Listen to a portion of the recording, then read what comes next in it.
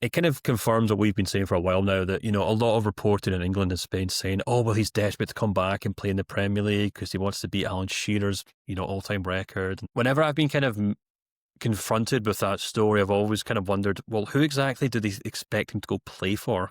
Tottenham aren't going to be coughing up a considerable transfer fee for a 33-year-old or 34-year-old striker. Manchester United aren't going to do it. So what's he going to play for some mid-level club in the Premier League in the hope they can score enough goals to try and catch some goal scoring record? And interestingly enough, I was just checking there, and currently averaging about 30 goals a season.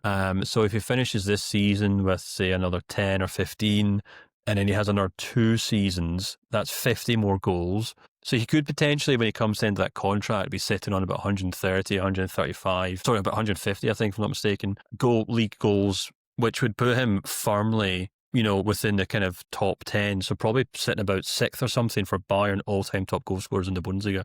I don't think he's going to ever catch Robert Lewandowski or Gerd Muller, who, just had like insane numbers like 300 and 500, things like that. But he could, end up finishing like in the top 10 all-time goal scorers for Bayern. And in a roundabout way, yeah, okay, maybe not to the same extent of becoming the top goal scorer of all time in the Premier League. It's not, but he'll end up etching his name in the history books in Germany in much the same way a lot of people expect him to go back to England to do exactly that.